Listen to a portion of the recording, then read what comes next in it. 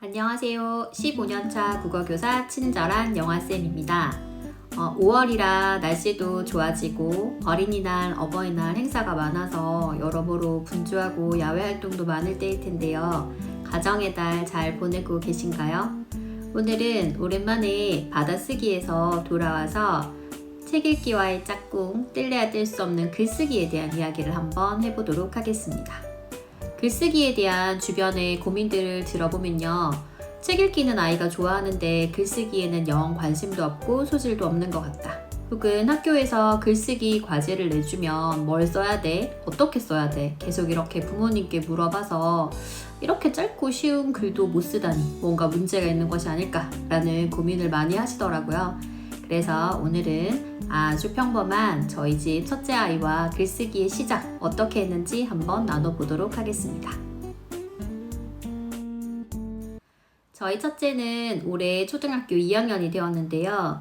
주변에 얘기를 들어보니 2학년 정도가 되니까 비포지 한 바닥 정도를 꽉 채워서 글을 쓰는 아이들도 있더라고요. 물론 글이 이게 완결성이 있네 없네 이런 걸 가지고 고민하시는 분들도 있긴 하던데 대부분 여학생들이긴 하지만 글쓰기에 재능을 보이거나 혹은 글을 길게 쓰는데 그닥 어려움을 느끼지 않는 아이들이 있는 반면에 일단은 아이가 어렸을 때부터 연필을 잡는 운필력이 조금 약한 편이어서요.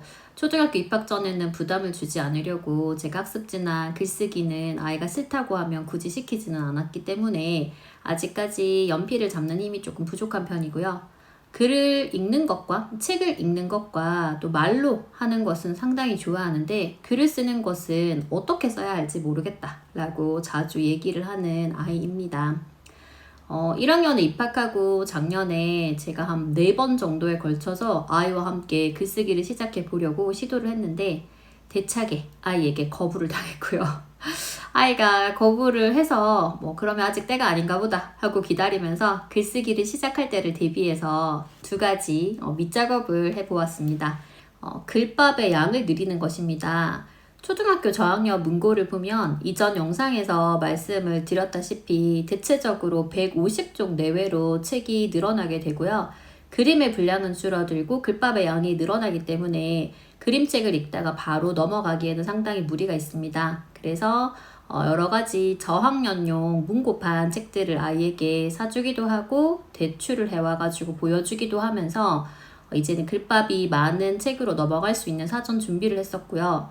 그리고 아직까지 아이가 눈으로 읽는 어떤 이해도보다는 귀로 들으면서 이해하는 정도가 더 높다라고 판단을 했기 때문에 고전 소설이라던가 명작의 추격본을 엄마와 함께 읽으면서 어휘의 의미도 생각을 해보고 행간의 어떤 의미도 추리해보고 전체적인 내용을 요약해볼 수 있는 연습도 해보고 이렇게 글밥의 양을 늘리는 독서, 긴 책을 읽는 독서 연습을 했습니다. 그리고 2번째로는 어휘 문제집이나 어휘 관련 초등학생용 책들을 활용을 해서 여러 가지 어휘를 접해 보도록 해주었습니다. 제가 이전 영상에서 어휘력 영상에서 몇 가지를 소개를 해드렸는데요. 초등학교 교과서에 나오는 여러 가지 어휘들을 다루고 있는 어휘 교재도 아이와 함께 풀면서 아이가 정확하게 알고 넘어가야 하는 어휘도 한번 짚어보고 또 잘 몰랐던 어휘들도 익혀볼 수 있도록 했고요.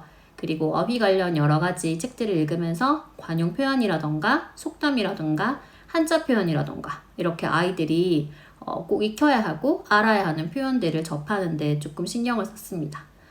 이렇게 2가지 활동을 한 이유는요. 좋은 문장을 볼 수 있는 눈과 또 좋은 어휘나 표현들을 익히는 것이 글쓰기에 앞서서 아이가 꼭 해야 하는 어떤 활동이고 또 이러한 활동이 뒷받침이 되어 있다면 실제로 글을 써야 할 때 그 표현들을 잘 부려 쓸 수 있다, 꺼내어 쓸 수 있다라고 생각을 했기 때문입니다. 아이가 초2가 된 올해 1월부터 이제 본격적인 글쓰기를 시도를 했는데요.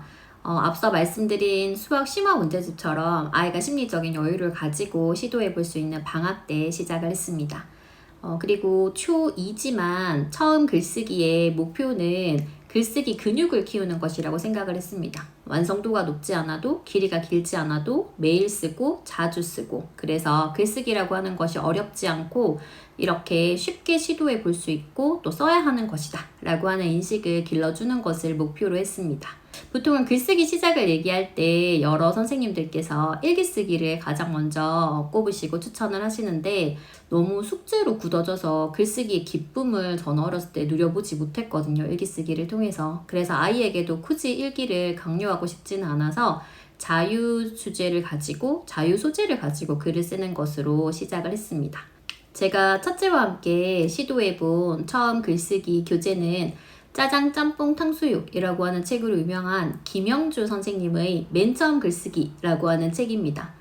이 여러 가지 시중에 글쓰기 교재가 나와 있고 또 초등 선생님이나 글쓰기나 독서를 지도하시는 많은 선생님들의 책이 있는데요. 그분들이 또 워크북도 많이 내셨기 때문에 종류는 몹시 다양합니다. 여러 가지를 살펴보았는데 그 중에 이 책을 제가 선택하게 된 이유는 첫 번째로 이 책의 경우에는 어떤 특정한 소재를 주고 그 소재를 똑같이 활용을 해서 쓴 다른 아이들의 예시글이 2편 정도가 실려 있습니다.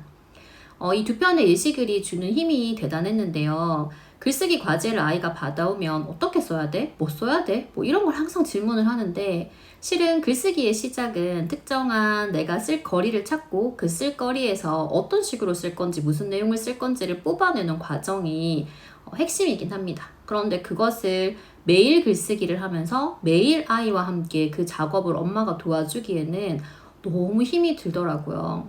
이 예시가 주어져 있으니까 아이가 어떤 식으로 써야 할지를 쉽게 파악을 하더라고요. 또 두 번째로는 이 책에 보면은 특정한 그 날의 글쓰기의 소재를 마인드맵 형태로 글감을 이렇게 생각을 해볼 수 있도록 제시를 해 두었습니다. 근데 이 마인드맵이라고 하는 것이 실제 글쓰기에서는 훨씬 더 다양하게 촘촘하게 더 뻗어나가면 좋겠지만 아이가 처음 글쓰기를 시작하고 있으니까 이 정도의 마인드맵 형태를 통해서 글감에서 소재를 어떤 식으로 뽑아낼 것인가를 생각해 보는 활동도 아이에게 상당히 도움이 되리라고 생각했고 실제로 그러했습니다.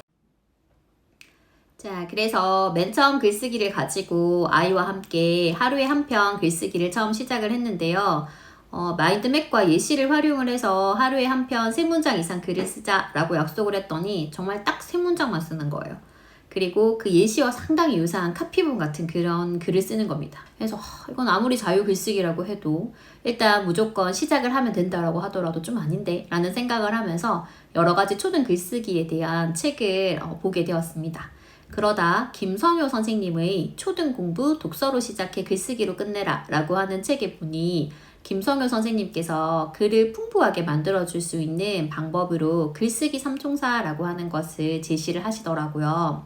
선생님께서 제시한 글쓰기 삼총사는 의성어, 의태어, 따옴표였습니다. 그래서 저도 이 점에 착안을 해서 아이와 함께 다시금 글쓰기의 조건 4가지를 고민을 해서 결정을 했습니다. 첫 번째는 하루에 한 편 3문장 이상 쓰기. 두 번째는 의성어나 의태어를 활용해서 한 문장 이상 쓰기. 세 번째는 작은 따옴표나 큰 따옴표를 활용해서 한 문장 이상 쓰기. 네 번째는 감정 표현 쓰기. 첫 번째가 3문장 이상 쓰기였잖아요. 그런데 의외로 아이들이 문장에 대한 개념이 제대로 있지 않다는 거 아시나요? 저희 아이만 그런가요? 문장이 뭐야? 이렇게 아이가 물어보더라고요. 그래서 문장이라고 하는 것은 완결된 생각의 덩어리를 담고 있는 거다. 그래서 하나의 문장을 읽었을 때는 하나의 생각을 상대가 알 수 있어야 된다. 이렇게 설명을 해주었습니다. 그리고 좀 더 쉽게는 마침표, 느낌표, 물음표로 끝을 맺는 것이 문장이다. 이렇게 아이에게 말을 해주었어요. 처음에는 무조건 짧게 적었는데요. 뒤에 건 여러 가지 조건들을 아이가 지키다 보니까 자연스럽게 문장은 3개지만 조금씩 길어지더라고요. 내용도 풍부해지고. 자, 두 번째로는 의성어나 의태어를 활용을 해서 한 문장 이상 쓰기였는데요. 이 의성어나 의태어의 경우에는 교과서에서 아이들이 2학년과 3학년 때 배웁니다. 2학년 2학기 3단원에서는 흉내내는 말을 넣어서 짧은 글쓰기 활동이 나오고요. 3학년 2학기 4단원에서는 감각적인 표현을 활용해서 느낌을 나타내는 문장 쓰기 활동이 나옵니다. 그래서 2학년과 3학년 교과서에 나오는 의성어, 의태어를 쭉 정리해서 아이가 쓰는 그 글쓰기 책 앞쪽에 붙여주었고요. 그 중에 골라 적어도 되고 내가 알고 있는 것을 적어도 된다라고 얘기를 했습니다. 아이가 보던 어휘 책 중에서 한솔수북에서 나오는 우리말 표현어 사전 5권 도대체 뭐라고 말하지? 의성어 의태어 편도 이 상황에 맞게 의성어 의태어를 어떤 식으로 활용하면 좋을지가 잘 안내가 되어 있어서 그 책도 아이와 함께 다시 보고 아이에게 활용을 해보면 좋겠다라고 권해 주었습니다. 직접 인용과 간접 인용의 경우에는 직접 인용은 큰 따옴표를 사용을 하는데 직접 인용은 입 밖으로 내어서 하는 말을 끌어올 때, 빌려올 때 쓰는 것이고 간접 인용의 경우에는 마음속으로 한 생각을 나타낼 때 쓰는 건데 따옴표를 작은 따옴표 한 개씩을 쓴다. 뭐 이렇게 아이에게 말을 해 주었어요. 마지막 조건은 감정 표현하기인데요. 제가 어렸을 때 일기 쓰기를 숙제로 할 때 그렇게 많이 썼었거든요. 오늘은 1번 일어나서 무엇을 했고, 2번 할머니 집에 가서 무엇을 했고, 3번 어떻게 했고, 4번 재미있었다, 다음에 또 가고 싶다. 이렇게 저 보통 적었었어요. 저희 아이도 처음에 일기를 쓸 때 보니까 그렇게 많이 쓰더라고요.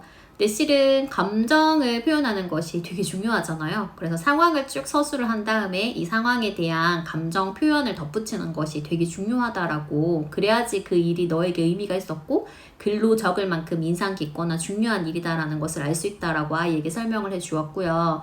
감정 표현의 경우에는 뭐 교과서에도 여러 가지 예시가 나오긴 합니다만 많이들 아시는 9살 마음사전이라고 하는 책을 아이와 함께 살펴보면서 상황에 따라서 이런 감정을 이렇게 표현을 할 수 있고 또 이런 감정 표현은 어떠한 상황에 어울리는 것이고 뭐 이런 걸 한번 살펴보고 이 사전에 나왔던 감정 표현들을 쭉 정리해서 아이가 쓰는 그 글쓰기 책 앞쪽에 붙여놓고 활용을 할 수 있도록 해주었습니다.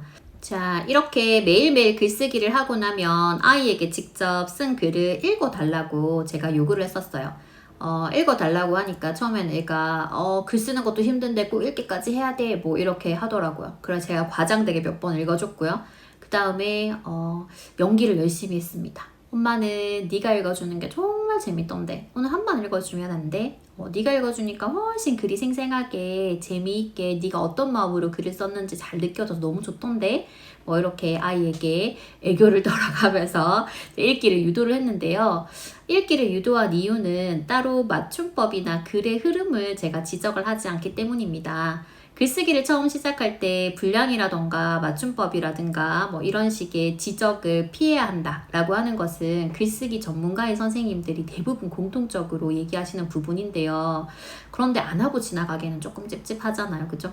그래서 아이가 스스로 자기가 쓴 글을 읽다 보면 맞춤법 틀렸다. 혹은 지금 들어가야 될 어떤 말이 빠졌다. 뭐 이런 것들을 대충 알기도 하고 또 읽다 보니까 이게 엄마한테 무슨 내용인지 잘 전달이 안 되는 것 같아. 그러면 내용을 스스로 한 문장 정도 추가해서 넣기도 하고 이러더라고요. 그러고 나서는 뭐 해주셔야 되는 줄 알죠? 폭풍 칭찬해 주셔야 됩니다. 와, 어떻게 이 상황에서 이런 표현을 쓸 생각을 했지? 엄마는 이렇게 참신한 표현은 처음 들어봐. 너 감정 표현을 정말 잘 잡아냈구나. 똑같은 상황이었을 텐데 누구누구는 이런 상황을 글로 표현하다니 정말 멋지다. 뭐 이렇게 칭찬을 아주 구체적으로 또 세세하게 그전과 달라진 점들, 더 나아진 점들을 칭찬을 해주시면 아이가 으쓱해서 그 다음날은 나 오늘은 더 재밌게 썼거든. 한번 들어봐. 막 이렇게 가지고 오더라고요. 과제가 많거나 혹은 뭐 외부 일정이 있어가지고 시간이 부족하거나 이런 날은 과감하게 패스해 주었고요. 글쓰기 과제가 있으면 그 글쓰기 과제를 하는 것으로 대체를 해 주었습니다. 이렇게 아이와 함께 4개월여 글쓰기를 하면서 확실히 아이의 글쓰기 근육, 생각하기 근육이 조금씩이지만 늘고 있다라는 것이 눈에 보입니다. 다음 영상에서는 글쓰기 과제로 학교에서 가장 대표적으로 내주시는 독서록 쓰기에 대해서 아이와 함께 어떤 식으로 해보았는지 가장 효과가 있었던 방법은 어떤 것인지 소개를 해드리도록 하겠습니다. 아이와 함께 글쓰기를 하면서 아이에게 제시했었던 4가지 조건, 자세한 내용이나 또 아이에게 이런 걸 참고하면 좋겠어 라고 했던 자료들은 블로그에 제가 올려두었으니까 아래에 상세 설명에 있는 블로그 포스팅 주소를 참고하시면 좋겠습니다. 궁금한 점 있으시면 댓글로 남겨주시고요. 좋아요와 구독도 부탁드립니다. 감사합니다.